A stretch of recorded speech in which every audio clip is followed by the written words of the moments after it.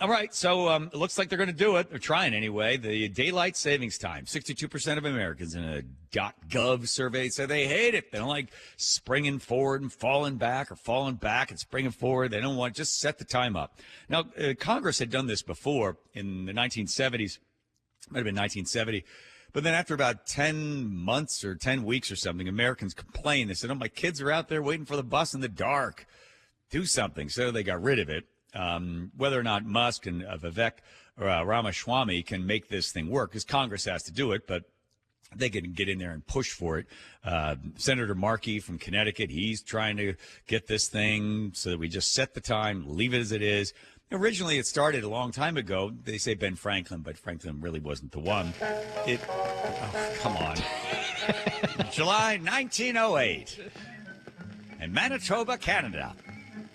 They decided they wanted to save energy and not waste whale oil or whatever they're using to light their houses or save on candles. So they said if we just try to get more daylight, so we just move the clocks around a little bit, and that would certainly work out to be better for everybody. That was the beginning of it, and then I think there's 80-some countries that do it as well. But at this point, you don't really need it.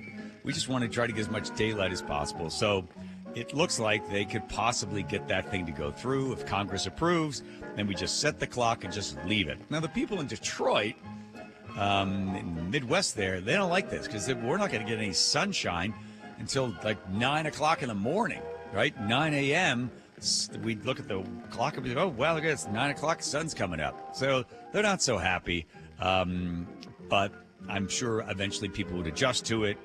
And you get more daylight. They say a whole bunch of things happen whenever we switch back and forth. Increased auto accidents, more heart attacks because people's circadian rhythms aren't adjusting in time. And then people are just sort of, you're kind of out of it for 2 days or something as you adjust that watch. So in Arizona and Hawaii, right? I know Arizona definitely they don't change their clocks, but I think Hawaii is the same, isn't it? Yeah, which is always confusing. You talk to somebody in Arizona, you're like, well, what time's it there? What time's it there? You think, well, what zone are you in? And then you got to switch. You have to account, as a radio show producer, booking interviews, depending on which time of year it was such a pain because I'm trying to figure out which time zone they're on and which time of the year it is. It's just like, ugh. Yeah, it's one of these laws. I mean, it's one of these things that we did because it made sense then, right? Because, well, we're trying to save on candle. We're trying to save on kerosene. We're trying to not use as much so we don't have to light our house. But that whole idea of like, well, that's the way we've always done it, so you keep doing it. There's a great book called Washington Goes to War. And there's a section in there. It's like 1985. The general's standing there. He's watching the soldiers fire off these giant cannons, howitzers, or whatever it was. And they would put the shell in. They'd fire the shell. They'd drop the shell out, and then they'd turn and wait 3 seconds. And then they'd grab another shell, put it in there, turn, lock it, boom, fire it off. They did this about 3 times in front of the general. And the general goes, "What the hell are they waiting for?" General, I don't know. He said his assistant sort of stammered at the general's side. Well, what are they waiting for? Fire another one.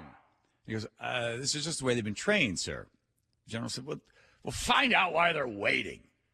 So the assistant to the general goes to the Library of Congress, and he goes and starts doing research, the history of cannons, and weaponry, and he starts researching. Sure enough, there it is, 1980, put the shell in, fire, turn, wait 3 seconds, reload, fire, wait, turn, wait 3 seconds. And he 80, 75, 62, finds there is the manuals, 50, 1940, 1949. He's going all the way back, and there it is, turn, wait 3 seconds, turn, wait 3 seconds, turn, wait. He gets all the way to like 1840 something, and it says, discharge the cannon, turn and wait 3 seconds for the horses to settle.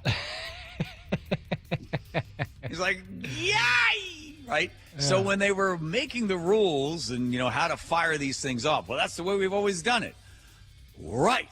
You did that before because you had horses right next to the big cannon, and they were the ones that pulled the cannons around. You had to turn and wait for the horses to settle. Wow. So sometimes you just keep doing things the way you do things because that's the way you've always done those things.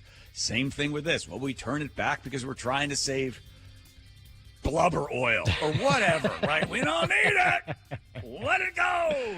There you go, Vivek. So long. Go long. Get that musket at Vivek. Go get him. Go get him. Get him. Get. Go get him in there. You shake things up and... Oh, my God. I was talking to a friend of mine today. He is so excited about this administration going in there. So excited. Like too excited. Like maybe he's got his hopes a little too high. Well, I think he's excited just to see what's going to happen. Yeah. Not that his life is going to change that much, but Right. just generally like, whoa, this is going to be nuts. This is going to be good for you.